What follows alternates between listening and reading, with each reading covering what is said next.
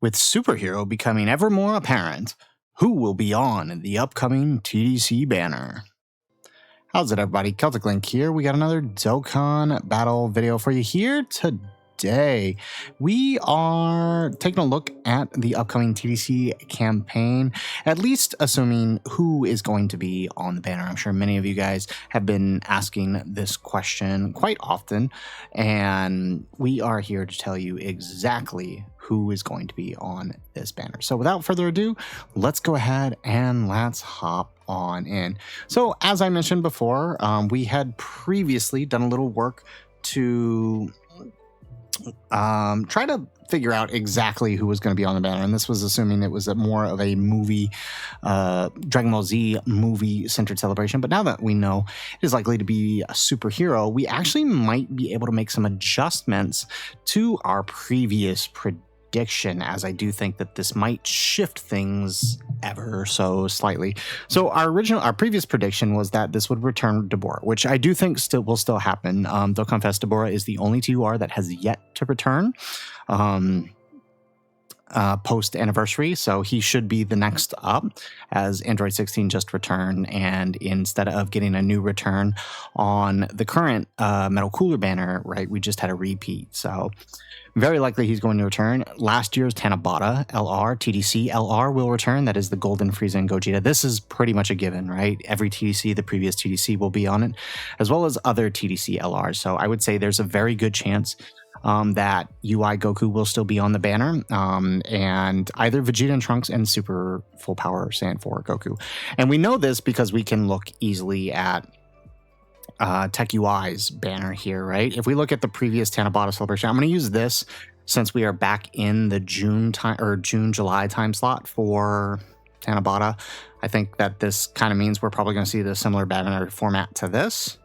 So I imagine we will see a new unit, a banner unit, right? So Beast Gohan, let's say, assuming the leaks are true. Whoever his banner unit is, maybe a standalone Power Awakening Piccolo or something, or like a Magenta or something, could be something silly, right? And then we'll have our return TUR, so in this case, Deborah.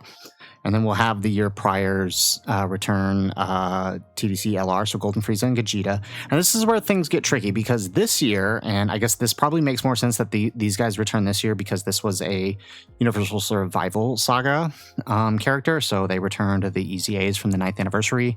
All three of them, actually, and then some previous Tanabata units. And I guess he was technically a Saiyan unit, so just more characters that kind of fit the leader skill. So if we were to use that, we can actually revise our previous prediction here to say that maybe the 8th years are not going to return on it. In fact, I think who is more likely to return on it, if we go ahead and just open this up real quick. Let's go to cards. Okay. Let's go. I would imagine we're going to see the... Where are they here? Did I spell Gohan wrong? Let's try Piccolo. There we go. Nope, doesn't want to come up. Okay. Well, the Piccolo and Gohan EZA LRs, right? These guys here, the superhero EZAs. Oh, that's why, because I'm on the Japanese website. I can't spell it in English. That's why. Yeah, so, yeah. I imagine instead of the 8th year EZAs, who will probably just return on Worldwide, or GDC rather, instead of those EZAs, we could very easily see Ultimate Gohan and Piccolo. This will be great for players who didn't quite pick them up during New Year's, because I know a lot of people didn't summon on New Year's. But if they're on here, and there's a good chance that, right, if they build this team the same way they've been kind of building teams all year, it's going to be a ton more support than was added during New Year's. So these guys could, Gohan is still pretty viable in almost every bit of content right now, especially on Diamond 4 Q's lead. So, right, with a proper superhero team with a good Beast Gohan Link partner, he's going to be insane.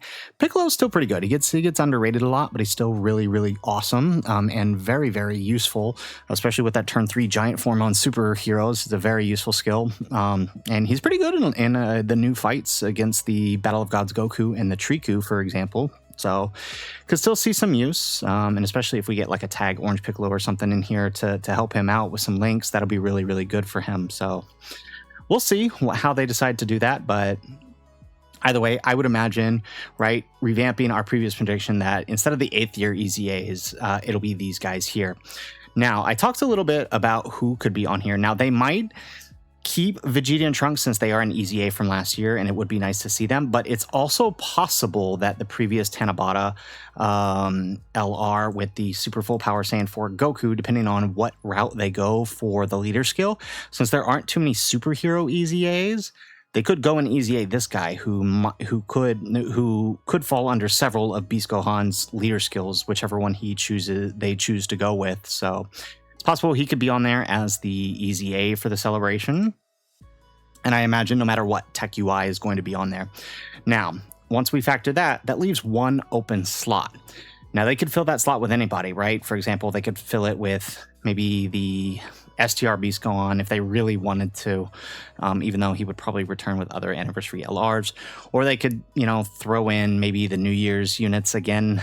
But I do think the very, very likely scenario is we might see a return of either Majin Vegeta or supervillain God Vegeta. Now, Majin Vegeta makes a little more sense. I know Saiyan Day LRs tend to return, this is the only Saiyan Day LR we had, but Saiyan Day units tend to return in October, so it is a little early, but it would be kind of hard to justify adding another LR banner later this year. So I would imagine that they might just stump him in on this banner to mitigate that fact, so we're not adding another LR banner to later in the year. Same goes for God Vegeta.